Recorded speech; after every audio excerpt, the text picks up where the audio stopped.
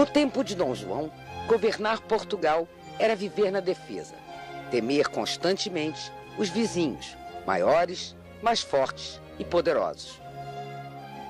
No Brasil, o soberano destas vastas terras descobriu que havia uma enorme diferença. Naquela época, tamanho era documento. A conquista de territórios, uma carta na manga, para negociar a qualquer momento, em períodos de guerra ou quando chegasse a paz.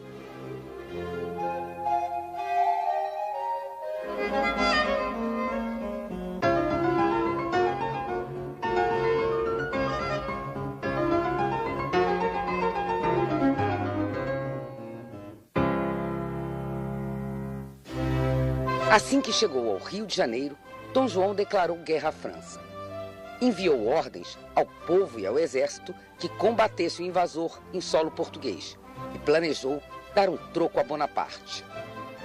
Pelo manifesto de 2 de maio, declara Sua Alteza Real guerra a Napoleão e aos franceses.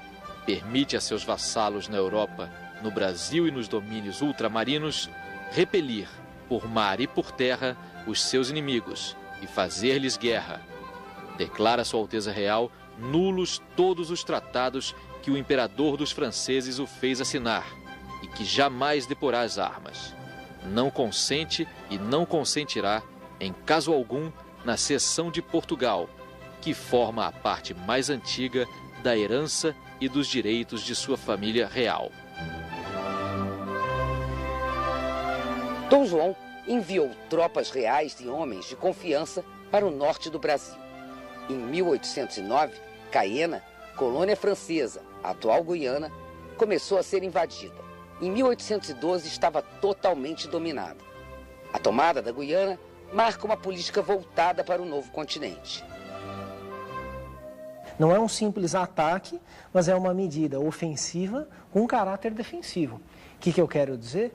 Toda essa política americanista da corte portuguesa no Rio de Janeiro, ela parte do pressuposto de que o Império Português está fragilizado. Portanto, essa política, ela é estratégica, ela é circunspecta, ela é cautelosa. Ao mesmo tempo, então, que trata-se de uma represália, na verdade é garantir uma moeda de troca.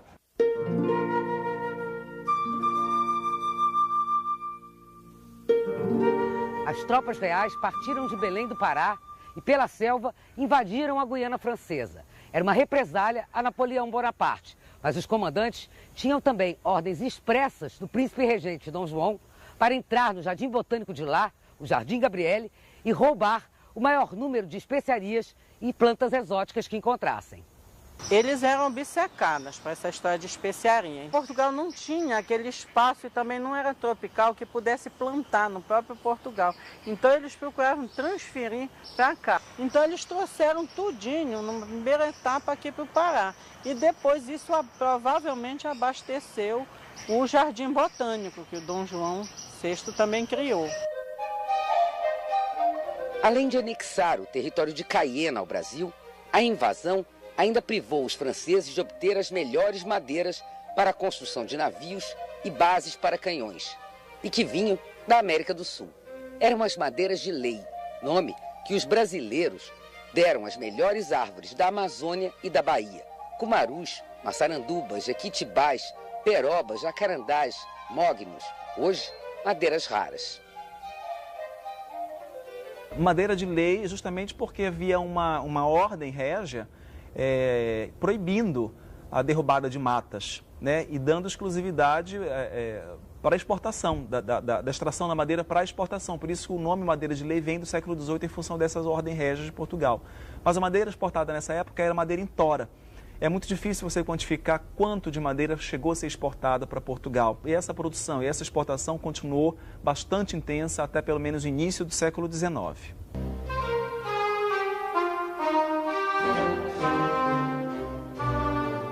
A estratégia foi fundamental também para o desenvolvimento de um antigo plano. Dom João mandou para o Grão-Pará o principal técnico botânico de Caiena. As novas espécies foram aclimatadas em Belém.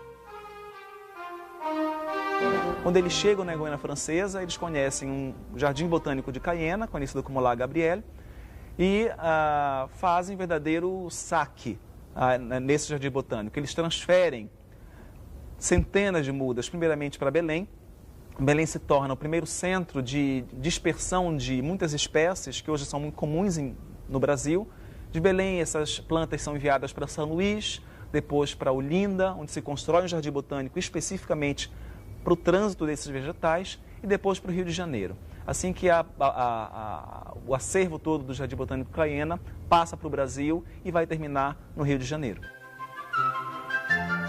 De todos os jardins de aclimação de plantas criados no Brasil, o maior e mais importante foi o do Rio de Janeiro, fundado pelo próprio Dom João e o único que existe até hoje.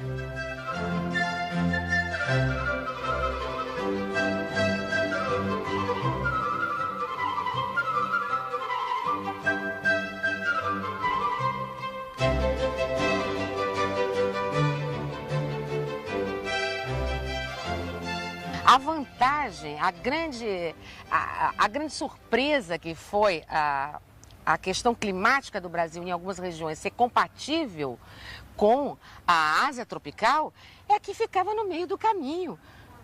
Se cultivasse aqui, não precisava mais ir para a Índia. Eles fizeram essa rota enquanto foi necessário para abastecer os seus hortos no Brasil. A partir do momento, é bem sintomático, a partir do momento que as plantas se desenvolveram no Brasil, acabou a rota da Índia. Ela foi minguando. Na mesma época, chegou ao Brasil um navio com 200 mercadores portugueses que estavam presos numa possessão francesa na Ásia. Entre eles, um especialista em plantas, Luiz de Abreu Vieira e Paiva, que passou alguns anos trabalhando no Jardin des Pamplemousses, o maior de todos os jardins de espécies botânicas que os franceses construíram na ilha de França, hoje uma das Ilhas Maurício, na Ásia.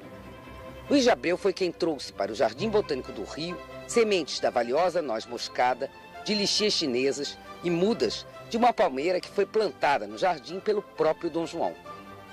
Mas a exótica palmeira areca, roubada pelo botânico e plantada pelo regente, não tinha nada de asiática. Tinha sido levada da Caiena para o Jardin des Pamplemousses, que já existia no Grão-Pará, fruto do contrabando de plantas. A Aléia de Palmeiras é até hoje um cartão postal emblemático do Jardim Botânico.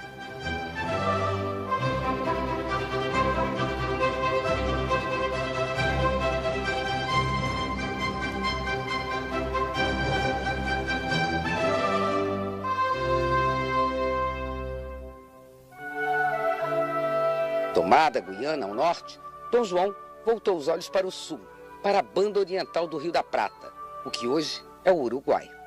Eram terras que pertenciam a outro antigo país rival, a Espanha, na época sob o poder de Napoleão, governada pelo irmão dele, José Bonaparte, e começando a enfrentar os movimentos republicanos de independência na América Latina. A partir de 1810, principalmente, toda a fronteira sul do Império do Brasil, que fazia fronteira com o antigo vice-reino do Rio da Prata, começará a ser ocupada por forças militares organizadas pelo governo de Buenos Aires. É um governo revolucionário, é um governo que rompe com as instâncias governativas espanholas, esse que se forma em 1810 em Buenos Aires, e é um governo, então, que manda exércitos para obtenção de apoio em várias regiões do vice-reino, portanto, nessa fronteira com o Brasil. O movimento republicano no Prata provocou uma reação imediata da princesa Carlota Joaquina. Dona Carlota era irmã de Fernando VII, o rei da Espanha, que foi preso por Napoleão. Ela não era, então, a monarca da Espanha, e não existia nada que garantisse que ela viria a se tornar uma rainha da Espanha. O que ocorre? Não havendo o legítimo rei na Espanha, que é Fernando VII, ele está preso, está impedido de governar. Tem um rei francês no lugar, José Bonaparte, que Napoleão colocou lá na marra, no lugar de Fernando VII.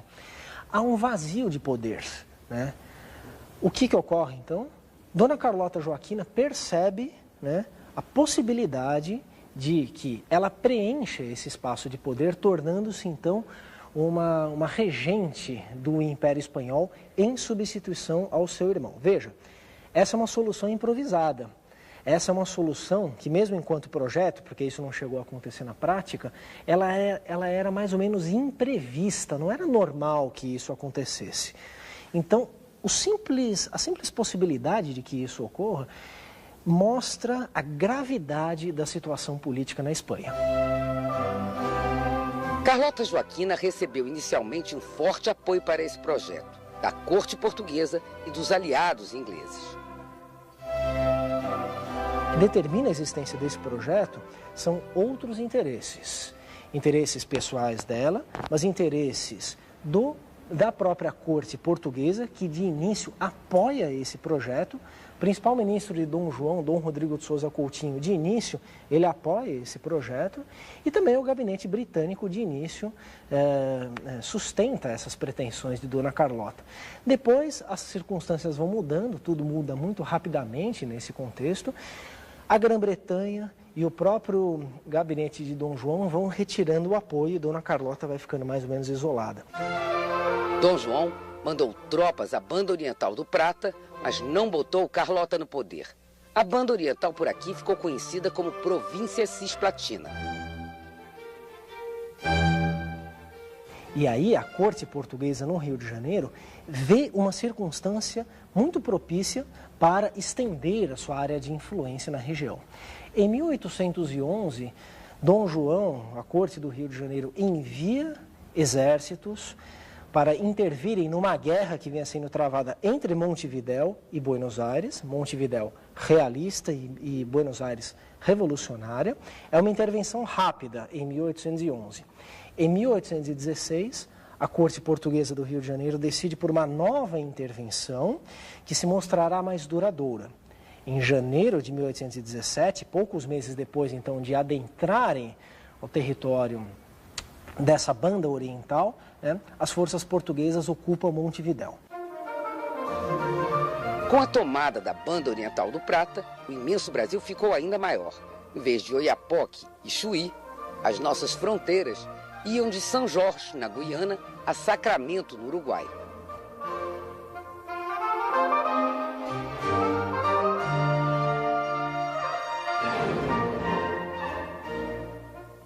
Era preciso povoar esse vasto território. Dom João queria que esse povoamento fosse lucrativo e planejou a vinda de imigrantes. Os primeiros foram 3.500 chineses, agricultores e técnicos especializados no plantio do chá. O chá floresceu no Jardim Botânico, às margens da lagoa e na Fazenda Real de Santa Cruz.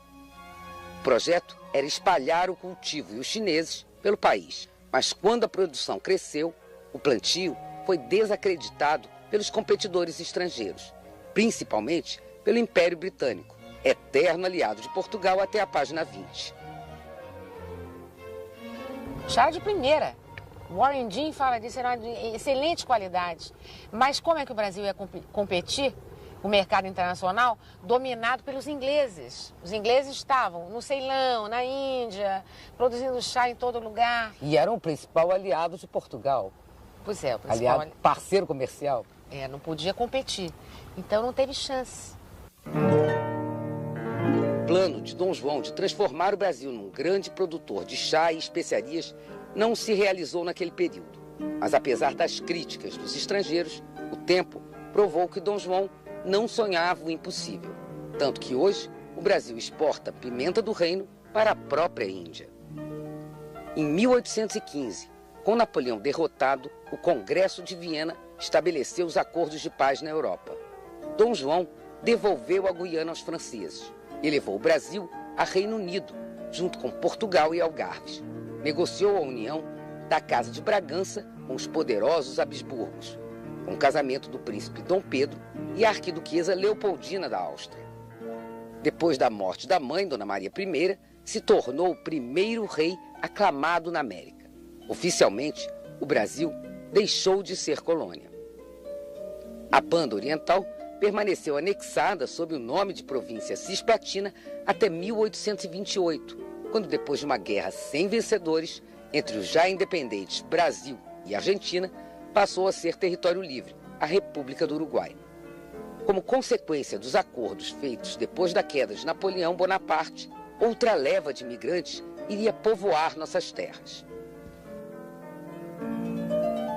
Nas serras em torno do Rio de Janeiro, Dom João planejou melhorar a qualidade do gado e a produção de derivados de leite.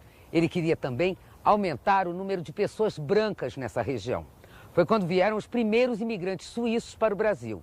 Dom João criou essa cidade por decreto para receber os novos moradores. Nova Friburgo, no estado do Rio, com seus vales e montanhas, era uma escolha baseada no clima da região serrana. Veio um grupo muito grande da Suíça de imigrantes e eles eram formados, como previa o contrato de imigração firmado entre a coroa portuguesa e o governo do cantão de Friburgo, na Suíça. Eles eram carpinteiros, oleiros, ferreiros, médico, pároco, professor, farmacêutico, veterinário, enfim. Eles representavam todas as profissões que uma cidade deveria ter para o seu bom funcionamento no século XIX. E você já tem um processo de condenação da escravidão. Você tem no Brasil, com a chegada no período da chegada da corte, você tem uma diferença muito grande entre a população negra e a população branca. Os negros eram infinitamente maiores do que os brancos. Com a independência do Haiti no início do século XIX, houve um medo da corte que houvesse uma revolta negra aos moldes do que houve no Haiti. E com isso, Nova Friburgo significou a chance de fixação de colonos europeus, brancos e católicos aos arredores, nos arredores da corte, nos arredores do Rio de Janeiro.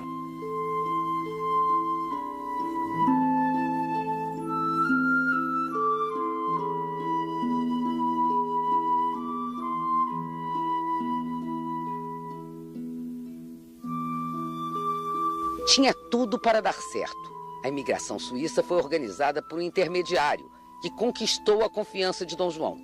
Mas o negociante Sébastien Nicolas Gachet levou tantas vantagens que o que era o sonho de muitos virou um caos. Gachet ficou encarregado de trazer 100 famílias. Trouxe mais, 2.000 suíços, e embarcou 427 num único navio. Os imigrantes vieram entulhados nos porões do Urânia e de outros 6 veleiros. No total, morreram mais de 500 pessoas em consequência da aventura. No ventre do Urânia, nasceram 14 bebês. O navio teria passado a fazer transporte negreiro depois desta viagem. Os sobreviventes chegaram exaustos a Nova Friburgo.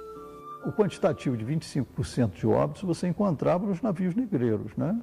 E dadas as condições precaríssimas nas quais eram trazidos os africanos para o Brasil, né? Não é por acaso que os navios eram chamados de tumbeiros.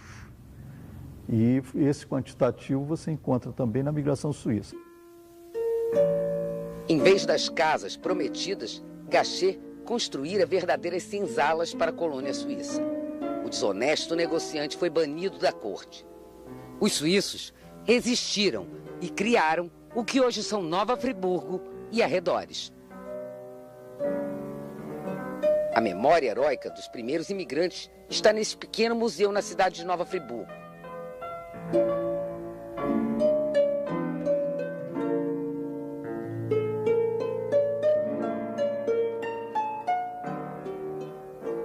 Os descendentes das famílias pioneiras povoam a região até hoje. Pont, Sanglar, Vermellinger, Monerá, Boechat, Uverney. A primeira casa de Nova Friburgo tem a marca da família Sanglar.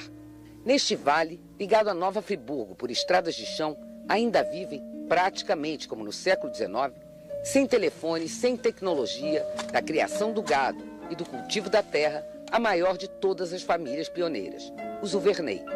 Daqui saem pouco, quase nunca. Um que eu estou aqui, eu não saio mais daí. Aí quase não vem mais ninguém. Então, eu não posso. São a memória viva de outro sonho joanino que acabou por se realizar com o tempo e a persistência desses povos. E que o Brasil, mesmo de um jeito caótico, corrompido e imperfeito, acabou por acolher.